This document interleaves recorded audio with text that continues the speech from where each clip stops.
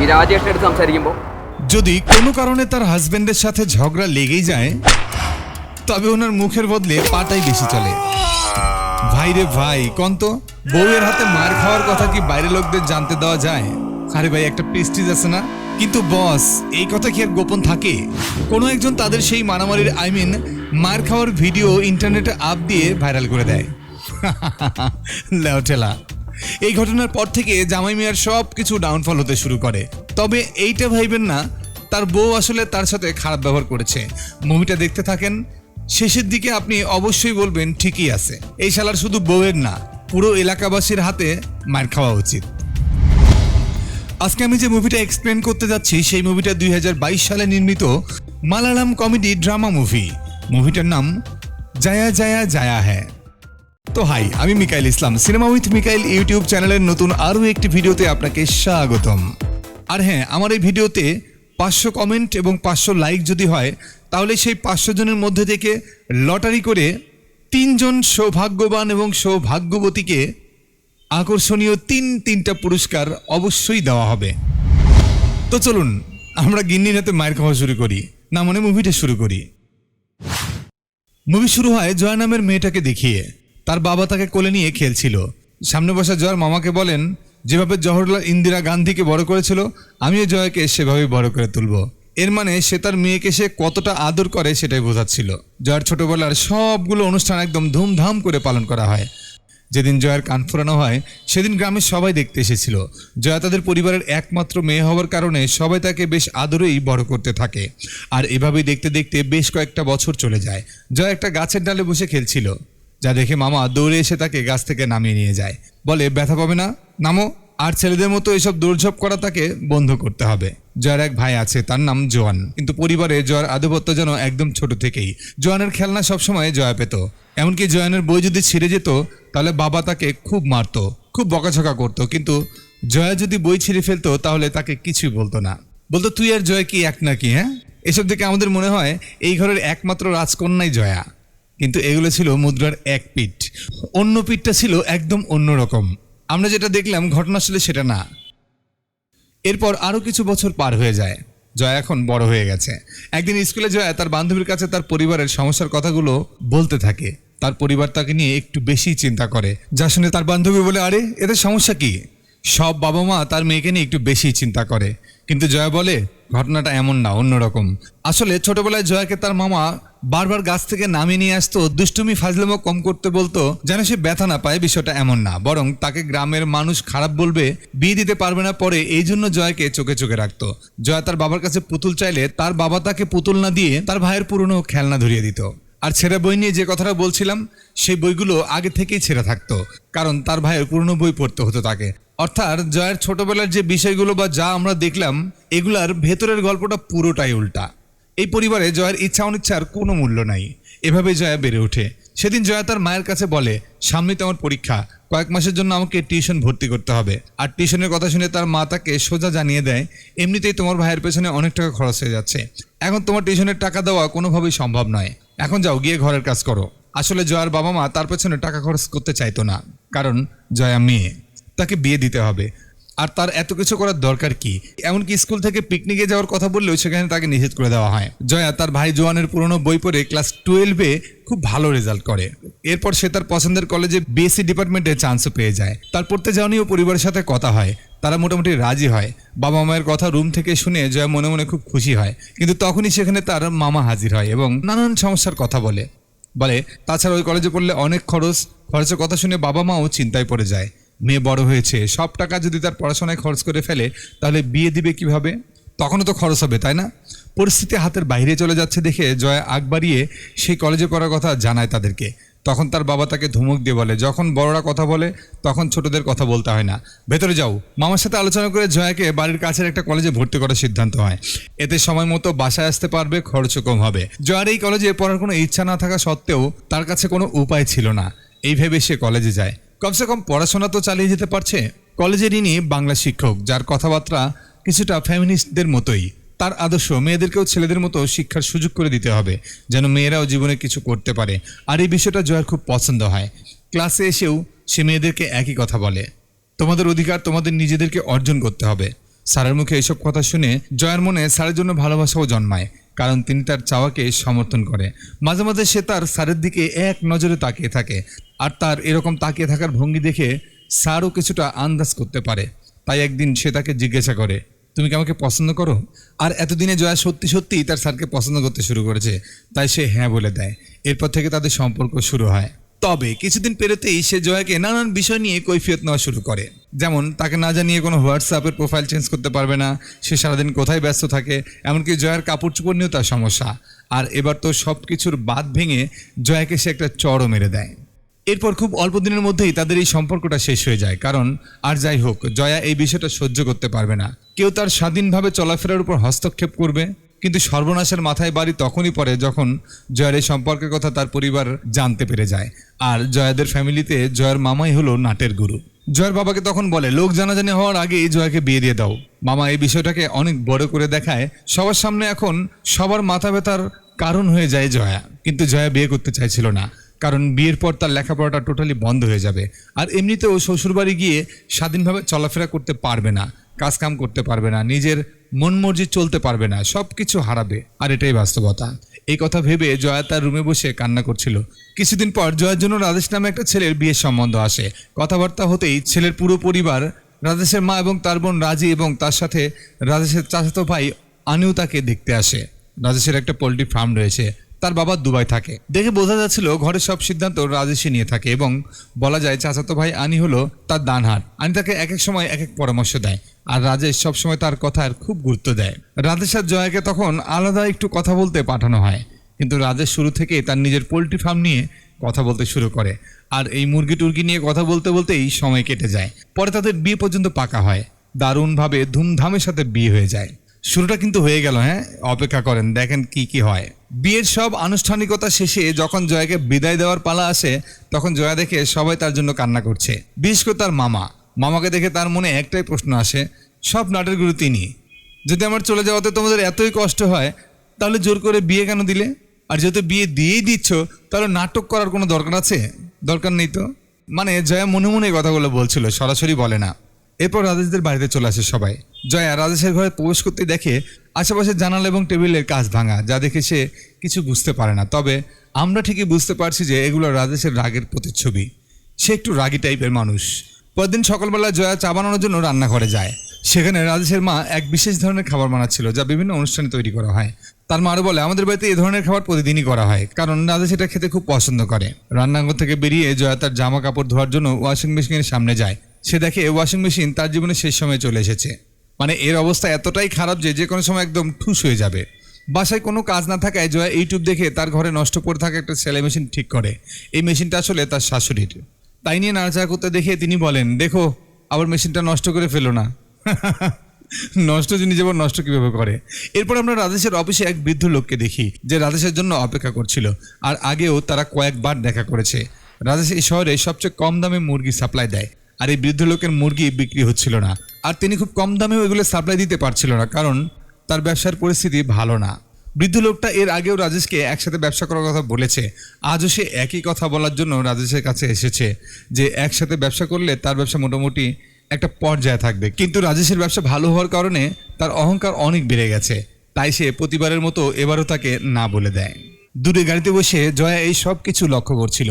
জয়া প্রতিদিন ইউটিউব থেকে বিভিন্ন খাবারের রেসিপি শিখে রাজেশকে বানিয়ে দেয়, কিন্তু রাজেশের তা কখনোই পছন্দ হয় না। কখনোই তার খাবারের কোনো প্রশংসা সে করে না।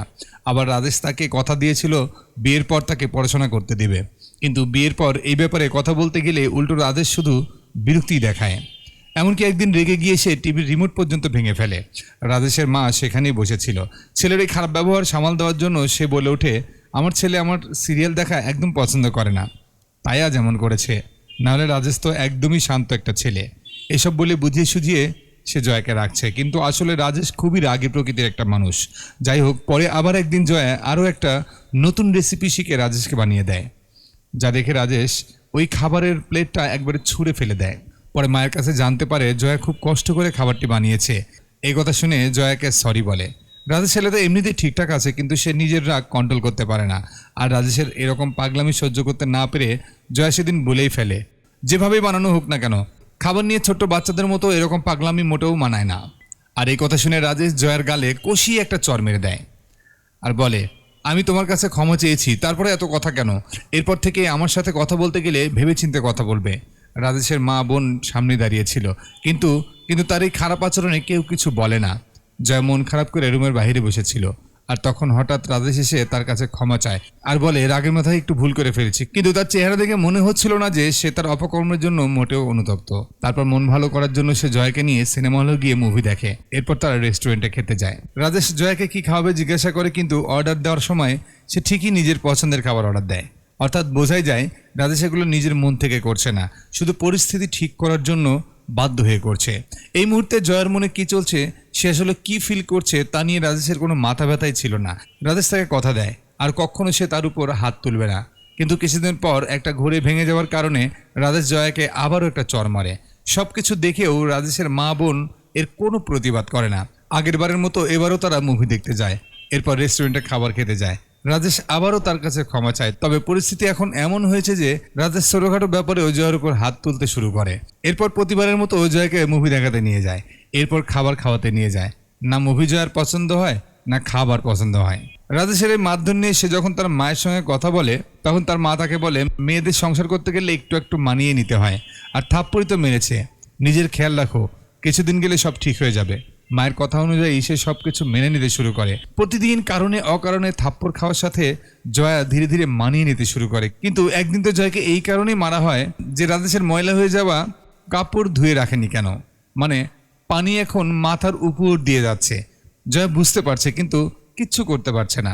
তাই এতদিন পর্যন্ত যে ঘটনাগুলো সে তার বাবার কাছ থেকে লুকিয়ে রেখেছিল, আর সব কিছু তার বাবাকে কল করে বলে দেয়। কিন্তু বাবাও তাকে তার মায়ের মতোই সান্ত্বনা দিয়ে বলে, এটাই তো জীবন, আর সবকিছু মানিয়ে নিতে পারলেই জীবন সুন্দর হবে, আর কিছুদিন এভাবে সামলে নাও, আগামীতে ঠিক হয়ে যাবে। জয়া বাবার মুখে এসব কথা শুনে নিজেকে আরো একা ভাবতে শুরু করে। জয়া অনেক হতাশ হয়ে পড়ে, কারণ সবাই তাকে এমন সান্ত্বনা দিচ্ছিল যা কখনো জয়া আশাই করে নাই। আর আপনজনেরা দুঃসম্পর্কে আত্মীয়ের মতো আচরণ করছিল, যেন তার বাপের বাড়ি এখন তার নিজের না, এখানেই তার সব, যেমনটা সব ক্ষেত্রেই হয়ে থাকে। এখন জয়ার কাছে সবকিছু সহ্য করা ছাড়া আর কোনো রাস্তা নাই। রাতে জয়া রাশেদের বোন রাজির সাথে কথা বলে। 3 বছর আগে রাজির বিয়ে হয়েছিল, কিন্তু স্বামীর সংসারে এমনই ছোটখাটো ঝামেলার কারণে সেও শ্বশুরবাড়ির যন্ত্রণা সহ্য করতে না পেরে রাগ করে চলে এসেছে। আজ পর্যন্ত তাকে নেওয়ার জন্য কেউ আসে নাই, তাই এখনো তাকে বাপের বাড়িতেই থাকতে হচ্ছে, নানান কটু কথা শুনতে হচ্ছে। সে বলে, তুমিও যদি তোমার শ্বশুরবাড়ি ছেড়ে চলে যাও, সব দোষ তোমার উপরেই পড়বে। তোমার বাপের বাড়ির মানুষেরাও তোমাকেই দোষ দিবে, সবাই তোমাকে দোষারোপ করবে। এরপর থেকে জয়ের জীবন একদম নরকে পরিণত হয়। প্রত্যেকটা দিন রাজেশের কাছে ঝাড়ি খাওয়া, চড়থাপ্পড় খাওয়া, মার খাওয়া। জয়া কোনো আশার আলোই দেখে না, কে তাকে এই সমস্যা থেকে বাঁচাবে। সেদিন জয়া তার ফোনে কিছু দেখছিল, তখনই সেখানে রাজেশ এসে রাগ ঝাড়তে শুরু করে আর বলে, সারাদিন ফোনের মধ্যে ডুবে থাকো কেন, ঘরে কোনো কাজ কাম নাই? এ বলে সে জয়ের ফোন কেড়ে নেওয়ার চেষ্টা করে। জয়া ফোন এতটাই শক্ত করে ধরেছিল যে রাজেশ কোনোভাবেই তা নিতে পারছিল না। মনে হচ্ছিল যেন জয়ের ধৈর্যের বাঁধ একদম ভেঙে গিয়েছে। ফোন নিতে না পেরে রাজেশ যখন জয়ের উপর হাত তুলতে যায়, তখনই প্রথম রাজেশের হাত জয়া চেপে ধরে আর তাকে একদম কুমফু স্টাইলে লাথি মেরে একবার উড়িয়ে দেয়। লাও, এবার ঠেলা সামলাও। রাজেশ উড়ে গিয়ে টেবিলের উপর পড়ে টেবিলটা ভেঙে পড়ে যায়। আর জয়ের এমন কাণ্ড দেখে রাজেশ একদম শকড হয়ে যায়। আসলে জয়া এতদিন সহ্য করতে করতে এখন সে আর সহ্যই করতে পারছে না। চারপাশে যখন সে আশালো দেখছিল না, তাকে কেউ সাহায্য করছিল, তখন সে নিজেই সিদ্ধান্ত নেয় তার নিজেকে সাহায্য করতে হবে। আসলে একদম ছোট্ট থেকে জয়া ছেলেদের মতো একটু মারামারি, গাছে ওঠা, কুম্ফু ক্যারাটের প্রতি বেশ ঝোঁক ছিল তার। আর এখন যেহেতু আর সহ্য করা যাচ্ছে না, তাই বেশ কিছুদিন ধরে সে ইউটিউব দেখে আবারও ছোটবেলার মতো কুম্ফু ক্যারাটে শেখা শুরু করে। যখন বাসায় কেউ থাকে না, তখন সে দেওয়ালে ঘুষিয়ে তার হাত পা শক্ত করেছে। আর দিনের পর দিন এভাবেই চালিয়ে যেতে যেতে এখন বেশ ভালো টেকনিক শিখে গেছে।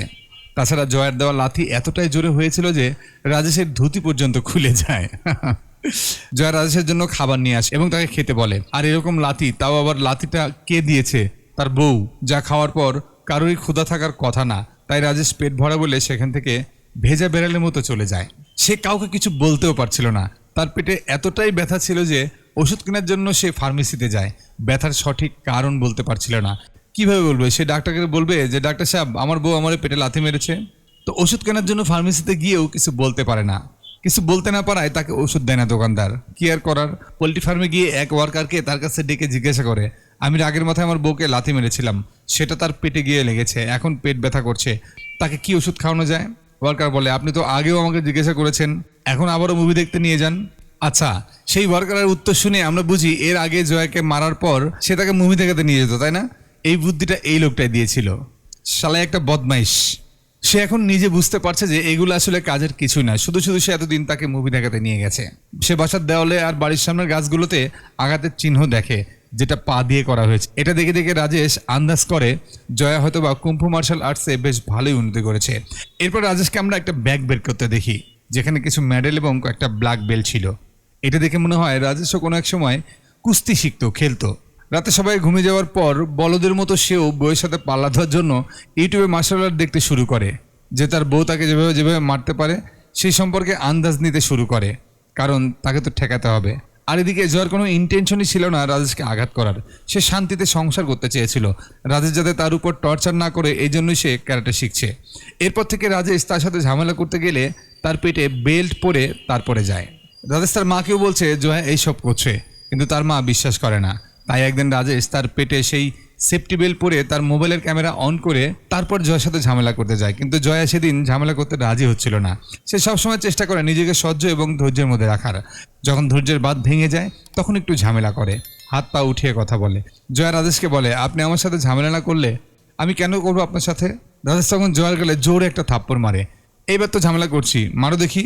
কিন্তু রাজেশের প্ল্যান মোতাবেক জয়া তার পেটে লাথি না মেরে কষিয়ে গালে একটা চড় মেরে দেয়। এবারে হিসাব সমান সমান। এরপর তাদের মধ্যে শুরু হয় তুমুল সংঘর্ষ। রাজেশ প্রতিশোধ নেওয়ার জন্য ক্যারাটে শিখছে, কিন্তু জয়া নিজেকে রক্ষা করার জন্য ক্যারাটে শিখছিল। তাই জয়ার সাথে রাজেশ মোটেও পেরে ওঠে না। আর রাজেশ মাঝে মাঝে জয়ার সাথে ঝামেলা করতেও ভয় পায়। জয়ার লাথি ঘুষির প্রকোপ সইতে না পেরে এক পর্যায়ে রাজেশ মেঝেতে লুটিয়ে পড়ে। আর অবস্থা এতটাই খারাপ করে ফেলে যে জয়ার সামনে দাঁড়ানোর পর্যন্ত শক্তি থাকে না তার। জয়ার সামনে দাঁড়িয়ে রাজেশের মা ও বোন সব কিছুই দেখছিল। আর যে প্রশ্নটা আপনার মনে চলছে সেটা আমার মনেও চলছে। পরিস্থিতি হাতের বাইরে চলে যাচ্ছে দেখে জয়ের পরিবারকে ডাকা হয়।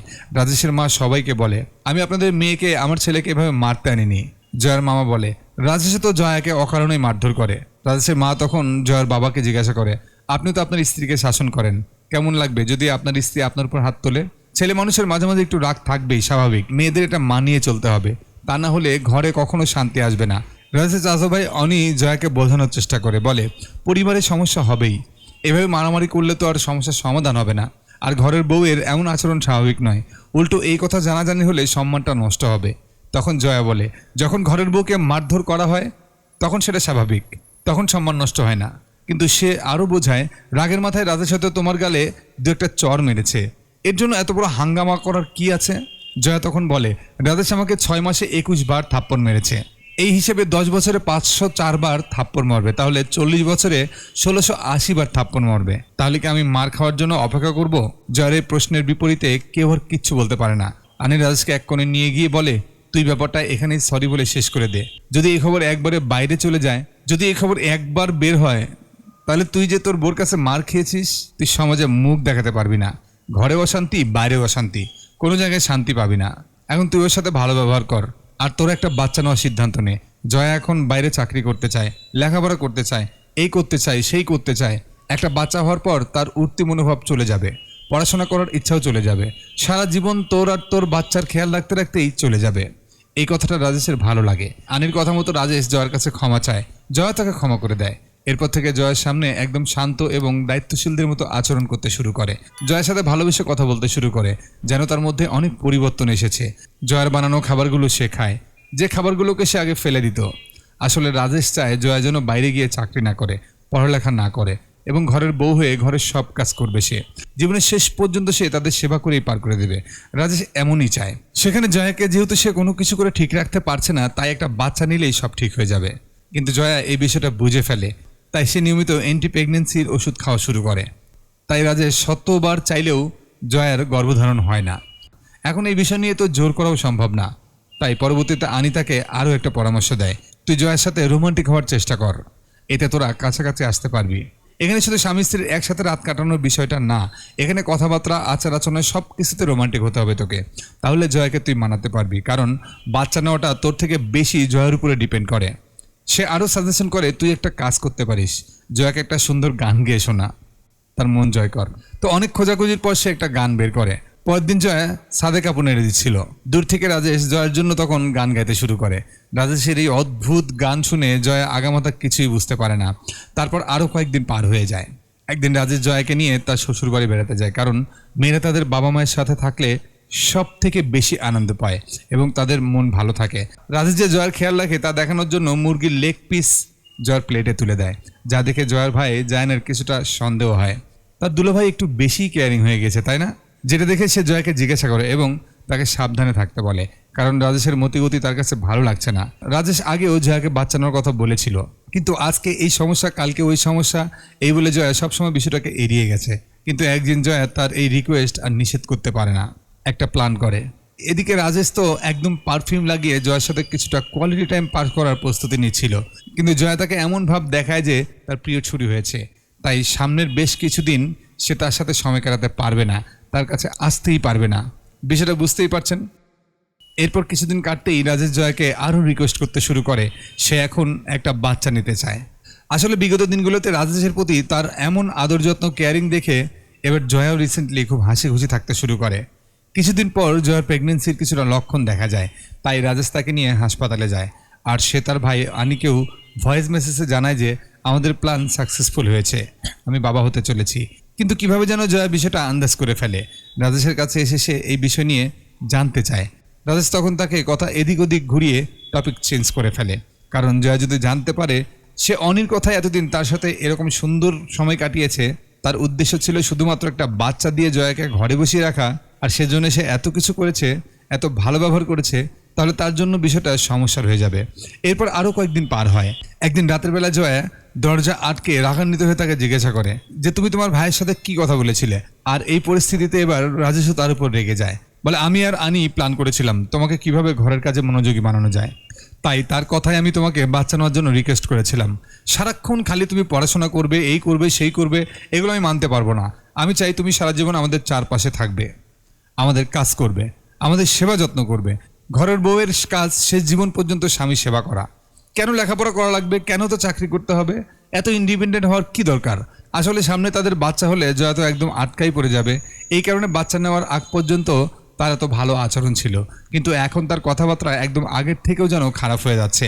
আর আজকে রাজেশের এমন কথা শুনে জয়ার মাথায় আকাশ ভেঙে পড়ে, কারণ সে খুবই হাসি খুশি ছিল এই ভেবে যে রাজেশ তার সাথে ভালো আচরণ করছে, হয়তো সব ঠিক হয়ে গেছে, কত ভালো ব্যবহার করে, কত সুন্দর করে কথা বলে। কিন্তু এইসবের উদ্দেশ্য যে এটা ছিল, আর মূলত এই কারণেই রাজেশ এতদিন তার সাথে ভালো ব্যবহার করেছে, এটা জেনে জয়ার মন ভেঙে যায়। সে খুব কষ্ট পায় আর তখনই নিজের সেন্স হারিয়ে ফেলে। এরপর হাসপাতালে নিয়ে গেলে ডাক্তার জানায় জয়ার আসলে মিসক্যারেজ হয়েছে, অর্থাৎ গর্ভধারণের ফার্স্ট স্টেজেই তার পেটের বাচ্চা নষ্ট হয়ে গেছে। মাঝে মাঝে এটা মানসিক কারণেও হতে পারে, বাহ্যিক আঘাতের কারণেও হতে পারে, এমনকি ন্যাচারালি কোনো মেজর কারণ ছাড়াও হতে পারে। কিন্তু পরবর্তীতে বাচ্চা নষ্ট হওয়ার কারণে সবাই জয়াকেই দোষ দেয়। রাজেশের মা বলে আমার ছেলেকে লাথি দিয়েছিলি না, এই অভিশাপের কারণে আজ আমাদের নাতি মারা গিয়েছে। এমনকি জয়ার মাও তাকে সান্ত্বনা দেওয়ার বদলে জয়াকে দোষারোপ করছিল। জয়ার মা বলে তোকে ছোটবেলা থেকে কত কিছু শিখিয়ে বড় করেছি, তোকে রাজি করিয়েই তো তোর বিয়ে দিয়েছিলাম, তাহলে এখন বিয়ের পর তোর এত সমস্যা কেন হচ্ছে? সবার দেওয়া দোষ গায়ে নিয়ে জয়ার সিদ্ধান্ত নেয় সে আর পারবে না, রাজেশকে সে ছেড়ে দেবে, এখানে আর থাকতেই পারবে না। একথা শুনে জয়ার বাবা বলে ওই ঘর থেকে বেরিয়ে আসলে আমার ঘরেও তোর কোনো জায়গা হবে না। জয়া হাসপাতাল থেকে বেরিয়ে আসছিল, তখন রাজেশ তাকে বলে তুমি সবসময় সমান অধিকার চাইতে, তাই দেখি আজ হাসপাতালের অর্ধেক বিল তুমি দিয়ে দেখাও তো, দেখি তোমার সমান অধিকার কতদূর পর্যন্ত দৌড়াতে পারে। কিন্তু জয়ার কাছে কোনো টাকা না থাকায় সে পরে দিবি বলে কান্না করতে করতে হাসপাতাল থেকে বেরিয়ে চলে যায়, যেন সবাই তার কাছে পরের মতো আচরণ করছে। জয়ার ভাই জোয়ান তাকে রিকোয়েস্ট করে বাসায় যাওয়ার জন্য, কিন্তু বাবার উপর অভিমান করে বাসায় যাবে না জানায় জয়া। তার সাথে যাবে না শুনে সে জয়ার জন্য থাকার একটা ব্যবস্থা করে। এই সময় একমাত্র তার ভাই বুঝতে পারছিল জয়ার আসলে এখন করার মতো কিছুই নেই। জয়া তার ভাইকে নিয়ে বিভিন্ন চাকরির ইন্টারভিউ দিতে যায়, কিন্তু পড়াশোনা শেষ না হওয়ার কারণে কোথাও তার চাকরি হচ্ছিল না। কিছুদিন পর জয়ার সাথে দেখা করার জন্য তার মা আসে। সে তাকে বলে তোমাকে আর এখানে থাকতে হবে না, তুমি আমার সাথে চলো। কথায় কথায় জয়া জানতে পারে সে তাকে নিজের বাড়িতে নয়, বরং তার শ্বশুর বাড়িতে ডেকে আসার জন্য এসেছে। প্রতিবারের মতো এবারও রাজেশের বাড়িতে যাওয়ার জন্য সে না করে দেয়। জয়াকে কোনোভাবেই রাজি করাতে না পেরে তার মা রেগে গিয়ে সেখান থেকে চলে যায়। সবার কাছে জয়া যেন এক বিরক্তির নাম হয়ে উঠেছিল। চারিদিকে সে অন্ধকার দেখছিল। চরম হতাশার কারণে জয়া নিজেকে শেষ করে দেওয়ার চিন্তাও করে, কিন্তু না, সেটা করা যাবে না। এই ভেবে সে আবারও তার রুমে চলে আসে। এদিকে রাজেশের ফোন নষ্ট হয়ে যাওয়ার কারণে রাজেশ সেটাকে মোবাইল সার্ভিসিংয়ের দোকানে দিয়ে আসে। আর মনে আছে না ওই যে গল্পের শুরুর দিকে যখন জয়ের সাথে তার তুমুল মারামারি হয়, তখন একবার জয়ের পরিবারকে দেখানোর জন্য রাজেশ তার মোবাইলে তাদের মারামারির একটা ভিডিও রেকর্ড করেছিল, যেখানে রাজেশ তুমুল মায়ের খায়। আর মোবাইল সার্ভিসিং দেওয়ার পর সেই ভিডিও কিভাবে যেন একজন অনলাইনে লিক করে দেয়, আর জামাই নাকি বউর হাতে মায়ের খেয়েছে। এই ভিডিওটা ভাইরাল না হয়ে কোথায় যাবে কন, যার কারণে রাজেশ এখন আর লজ্জায় কোথাও বেরোতে পারে না। রিসেন্টলি তার ব্যবসাও দিনে দিনে লসের দিকে যাচ্ছে। অন্যদিকে ওই বৃদ্ধ লোক যে কিনা রাজেশের সাথে ব্যবসা করতে চেয়েছিল, সেই লোকের সাথে এখন রাজেশ ব্যবসায় পেরে উঠছে না। ওই লোক হঠাৎ করেই ব্যবসায় তার ভালো উন্নতি করে ফেলেছে। এই কারণে এখন বেশিরভাগ কাস্টমার তার কাছেই যায়, রাজেশের কাছে আসে না। আর এই কারণে রাজেশের ব্যবসা দিনে দিনে আরও খারাপ হতে শুরু করে, যার কারণে এবার রেগে গিয়ে রাজেশ ভাবতে থাকে যে তার ভিডিও ভাইরাল হয়ে যাওয়ার কারণে আজ তার এই অবস্থা। তাছাড়া সেই ভিডিও দেখে মানুষজন নানান রকম মতামত দিচ্ছিল, যেখানে অনেকেই জয়ের পক্ষে ছিল। কোন পরিস্থিতিতে আসলে একজন স্ত্রী তার স্বামীর উপর হাত তোলে, এই নিয়ে মানুষ বলাবলি শুরু করে। পরবর্তীতে সহ্য করতে না পেরে আনির পরামর্শে রাজেশ জয়কে ডিভোর্স দেওয়ার চিন্তা করে। যেহেতু রাজেশের ব্যবসা কমে গিয়েছিল, তাই তার পোল্ট্রির কিছু কর্মী ওই বৃদ্ধ আর ওই বৃদ্ধের সাথে নতুন একজন পার্টনার, তাদের দুজনকেই মারধর করার সিদ্ধান্ত নেয়। কারণ ওই নতুন পার্টনার আসার পর থেকেই তার ব্যবসা তো ভালো হয়েছে আর রাজেশের ব্যবসা তো খারাপ হচ্ছে। অন্যদিকে জয়াকে দেখে মনে হচ্ছিল তার জীবনে কোনো একটা মিরাকেল ঘটেছে। ডিভোর্সের রায়ের শুনানি এগিয়ে আসে। জজ সাহেব তাদের নিজেদের মধ্যে কথা বলে সমস্যার সমাধান করার চেষ্টা করে। প্রথমে, তোমরা কি সত্যি একে অপরের সাথে থাকতে চাও না? তখন জয় বলে, আমার আর একসাথে থাকার কোনো ইচ্ছা নেই। আর ডিভোর্সের আবেদন রাজেশ করেছে, এর মানে রাজেশও আমার সাথে থাকতে চায় না, আর রাজেশ কখনো আমাকে জিজ্ঞাসা করে কোনো সিদ্ধান্ত নেবে না। জয়ের এই কথা শুনে রাজেশের মাথা আরও গরম হয়ে যায় এবং আদালতের ভেতরেই তারা তর্কাতর্কি শুরু করে দেয়। এর ফলে রাজেশের মধ্যে মেয়েদের জন্য যে খারাপ চিন্তাভাবনা ছিল, সেগুলো সবার সামনে বেরিয়ে আসে। মেয়েদের সে সবসময় নিচু করে দেখে এবং মেয়েদেরকে নিয়ে এমন এমন সব কথা বলে যে তাদের সমাজে কোনো অধিকারই নেই, তারা শুধু স্বামীর ঘর থেকেই তাদের পুরো জীবন পার করে ফেলবে, এটাই তাদের জীবন। এই সব ধরনের কথাবার্তা বলে, যেগুলো সমাজে আসলে বলা যায় না। জজ সাহেব তার সিদ্ধান্ত শোনাবার আগে জয়া তার কাছে কিছুটা সময় চেয়ে নেয় রাজেশের সাথে কথা বলার জন্য। দেখে মনে হচ্ছিল তাদের মধ্যে হয়তো সব ঠিক হয়ে যাবে, কিন্তু হয় ঠিক তার উল্টো। জয়া ডিভোর্সের পেপার দেখতে দেখতে বলে, তোমার ব্যবসা কেমন যাচ্ছে? মুরগি কত করে বিক্রি করছো? রাজেশ ক্ষীণ গলায় উত্তর দেয়, 125। ডিভোর্সের পেপারে সাইন করে রাজেশের হাতে ধরিয়ে দিয়ে জয়া বলে, আমি 115 করে বিক্রি করছি। এই বলে ওখান থেকে সে চলে যায়। আর এখানেই বেরিয়ে আসে আসল ঘটনা। ওই যে সেদিন বৃদ্ধ লোকটা রাজেশের সাথে ব্যবসা করার কথা বলতে এসেছিল না, দূর থেকে গাড়িতে বসে জয়া তাদের সব কথাই শুনছিল। তার নিজের দাঁড় করানো কিছুই ছিল না ঠিকই, কিন্তু একটা ব্যবসাকে কীভাবে বড় করতে হয় সেই জ্ঞান তার মধ্যে ছিল।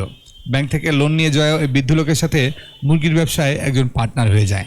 ওদিকে বৃদ্ধ লোককে মারার জন্য যখন সেখানে রাজেশের লোকেরা হাজির হয়, জয়া তখন সবগুলোকে এক এক করে কেলাতে শুরু করে। তারপর থেকে এখন জয়া নতুন করে বাঁচতে শুরু করে, একজন সফল উদ্যোক্তা হিসেবে বাঁচতে শুরু করে, যেখানে নিজের চেষ্টায় নিজের পায়ে দাঁড়িয়েছে, যেখানে তার ভাই ছাড়া কেউ তার পাশে দাঁড়ায়নি, সেখানে আজকে তার পাশে সবাই আছে। আর এখানেই শেষ হয় আজকের এই মুভিটা। এখন আপনাদের মধ্যে হয়তোবা অনেকেই এই সেম কাছাকাছি পরিবেশের মধ্য দিয়ে যাচ্ছেন, তাই না? হয়তোবা ওয়াইফ হিসাবে কেউ সমস্যা আছেন, আবার কেউ হাজব্যান্ডের জায়গা থেকে সমস্যা আছেন, ঝামেলার মধ্যেই আছেন। এই দিক থেকে সিনেমাটা আপনাদের অনেকের সাথে মিলে যেতেও পারে। তাই যদি মিলে যায় তাহলে অবশ্যই কমেন্ট করে জানতে পারবেন। আর এই যে দেখেন, স্ক্রিনে একটা ভিডিও ভেসে উঠেছে, দারুণ মানের একটা ভিডিও, দেখলে আপনার লস হবে না। হ্যাঁ, তো দেখতে থাকুন, দেখা হচ্ছে পরের ভিডিওতে।